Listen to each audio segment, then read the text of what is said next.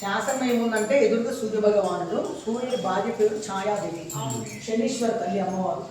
అమ్మవారు విగ్రహ రూపంలో కాకుండా ఛాయా రూపంలో కొలువైంది ఛాయాదేవి. ఇది త్రికుటాలైన ఛాయా సోమేశ్వర స్వామి, దత్తాత్రేయ స్వామి, సూర్య భగవాన్.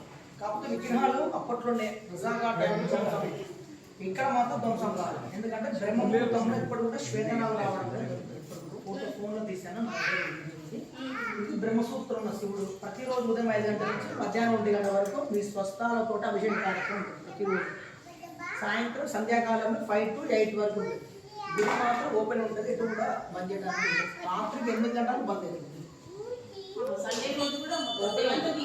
వచ్చేసి 3 గర్భగుడు, త్రికుటాలయం, బయటలో ఉన్నట్టు ఉపాలయాలు కూడా ఖాళీగా ఉన్నాయి.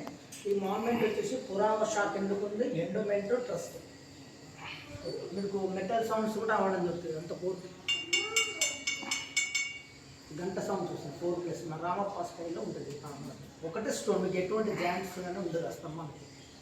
ఇక్కడ ఏమైనా అభిషేకం చేసుకుంటే బ్రహ్మసూత్రం ఉన్న కలిగిన శివుడు స్వామివారి దగ్గర నేత్రాల దగ్గర లైన్స్ ఉంటాయి. గీత చూస్తే ఆ బ్రహ్మసూత్రం అన్ని శివలింగాలకు ఉండవు. ఇటువంటి ప్రాచీన గుడి మాత్రం ఉంటుంది.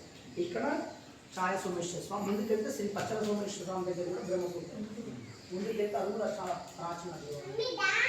ఇక్కడ సూర్య భగవాన్ కాకపోతే లేదు, కాకపోతే విగ్రహాలన్నీ రెడీగానే ఉన్నాయి.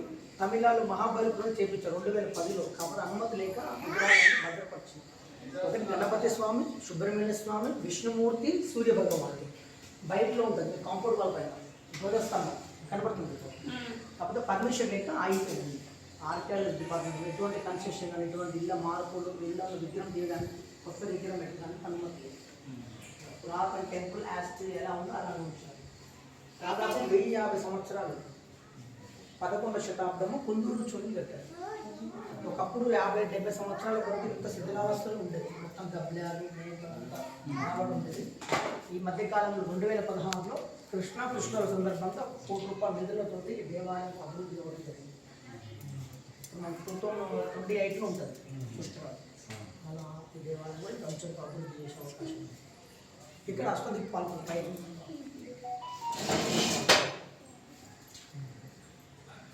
7 నందులు ఉంటే 7 నందులు డిస్మాంట్ అయినాయి. కాబట్టి మీకు భద్రపరచడం బయట చూడవచ్చు.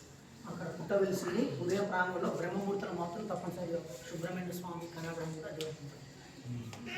12:30 వరకు క్లోజ్ అయితే స్వామి వారికి ఆరోగ్యం ఉంటుంది. ఇంకా మళ్ళీ అభిషేకం ఉండదు. గుడి ఓపెన్ ఉంటే దర్శనాలు చేసుకోవచ్చు. సాయంత్రం మళ్ళీ అభిషేకం ఉంటుంది. 22 నుంచి 23 నుంచి కార్తీక మాసం చాలా అద్భుతంగా వైభవంగా జరుగుతుంది. నవంబర్ 5కి కార్తీక పౌర్ణమి, అది అద్భుతంగా 3-4 లక్షల మంది